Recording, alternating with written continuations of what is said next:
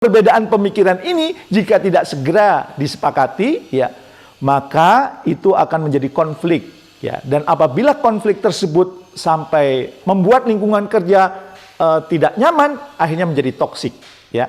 Dan tentu akan merugikan semua pihak. Atasan rugi, bawahan rugi, perusahaan juga rugi.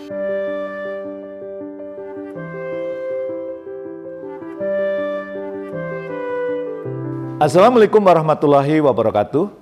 Berjumpa kembali dengan saya, Jamil Azaini, di acara Leadership Inspiration. Semoga Anda semakin sukses, makin mulia. Bapak dan Ibu, Akang dan Teteh, Mas dan Mbak, berbeda pendapat di tempat kerja tentu hal yang sangat sering ditemui. Bisa terjadi dengan rekan kerja kita, dengan anggota tim kita, bahkan berbeda pendapat dengan atasan kita. Jika beda pendapatnya dengan rekan kerja ataupun tim, Anda mungkin sudah punya bayangan bagaimana langkah penyelesaiannya. Saya pun sudah pernah membahas dalam video saya sebelumnya berkaitan dengan ini. Ya, judulnya kalau tidak salah, kesalahan fatal dalam membangun kolaborasi. Nah, pertanyaannya, bagaimana nih kalau beda pendapatnya dengan bos? Bosnya galak lagi. Apa yang perlu kita lakukan nih? Ya. Penyebabnya pasti bisa beragam nih beda pendapat. Mungkin tentang gagasan Anda yang dirasa kurang sesuai. Mungkin berkaitan dengan personal issue. Boleh jadi juga tentang perbedaan penilaian kinerja. Ya. Adanya sudut pandang yang berbeda tentang suatu isu yang dihadapi. Atau bisa juga mengenai pengaturan kerja. WFH, WFO atau hybrid gitu ya. Boleh jadi berbeda pendapat Anda dengan atasan Anda, ya. Ada leader yang kemudian menentukan untuk WFO, tapi banyak timnya enggak, hybrid aja, ya. Seperti yang baru-baru ini terjadi, ya. Sekelompok pekerja menandai petisi untuk mengembalikan WFH karena bekerja di kantor sudah tidak lagi relevan katanya, tidak lagi kondusif, ya. Jalanan yang macet, waktu berkomuta yang lebih lama, ya, dirasa menurunkan produktivitas para karyawan, belum lagi ditambah polusi yang semakin mengkhawatirkan. Jumlah karyawan yang menandatangani petisi ini untuk mengembalikan WFH, ya, melalui kanal media change.org, ya, terus meningkat, terus bertambah, ya. Dan boleh jadi itu berbeda pendapat dengan atasan mereka di kantor masing-masing. Saya cukup paham ya, kenapa banyak leaders yang sampai saat ini masih didominasi oleh Gen X, ya, menolak sepenuhnya WFH.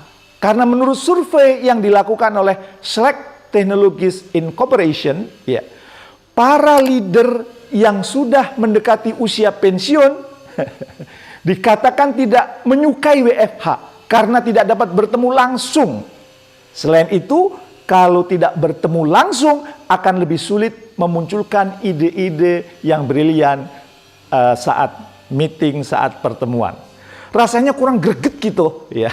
Perbedaan pemikiran ini jika tidak segera disepakati, ya, maka itu akan menjadi konflik, ya. Dan apabila konflik tersebut sampai membuat lingkungan kerja tidak nyaman, akhirnya menjadi toksik, ya. Dan tentu akan merugikan semua pihak. Atasan rugi, bawahan rugi, perusahaan juga rugi.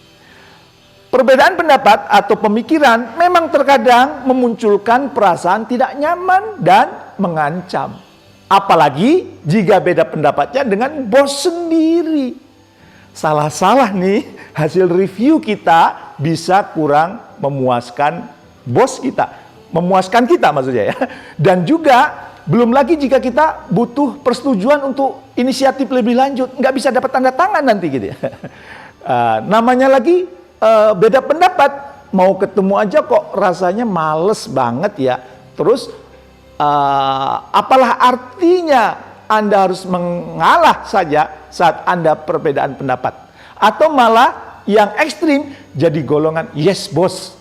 Ya namanya juga bos. Nggak berani saya pak, ntar disangka sok pinter, ya, nggak seperti itu ya konsepnya ya. Jadi tidak kemudian ngelawan, lari atau menghindar gitu ya.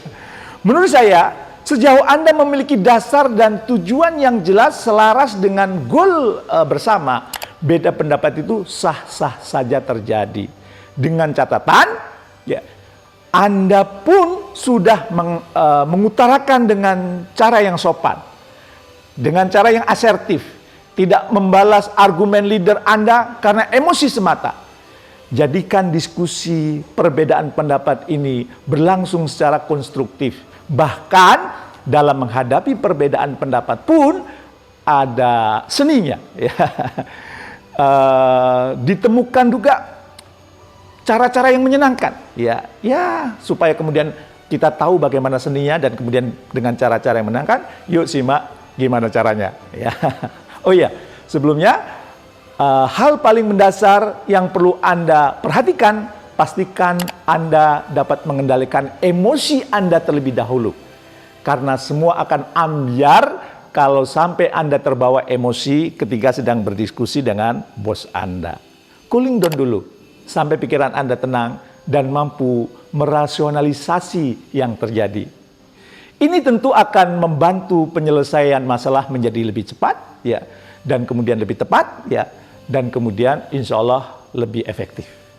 Nah, oke, kembali ke konteks ya. Pertama yang perlu Anda lakukan, fokus pada masalahnya. Yang dimaksud fokus pada masalahnya di sini, Anda perlu mengesampingkan perasaan Anda, baik terhadap masalahnya, apalagi sikap leader Anda. Mau itu perasaan kecewa, perasaan sakit, sedih, ya, dikeluarkan dulu sebelum bertemu dengan leader Anda. Jangan baper. Makanya tadi saya katakan, hal penting mendasar yang perlu Anda lakukan yaitu pengendalian diri. Sehingga Anda bisa lebih fokus terhadap apa yang bisa dilakukan untuk mencapai win-win solution. Mungkin dengan Anda mau berpikir dari sudut pandang leader Anda, bisa membantu Anda mendapat gambaran apa yang diekspektasikan oleh leader Anda. Yang kedua, eksplorasi latar belakang masalah. Ya. Maksudnya apa? Saat Anda sudah merasa tenang dan netral, baru Anda dapat menganalisa yang menjadi poin-poin dari Anda dan leader Anda. Konflik yang biasa terjadi biasanya karena ada perbedaan value, ya, preferensi, knowledge, atau metode. Bahkan bisa jadi perbedaan goals atau ekspektasi atau mungkin target.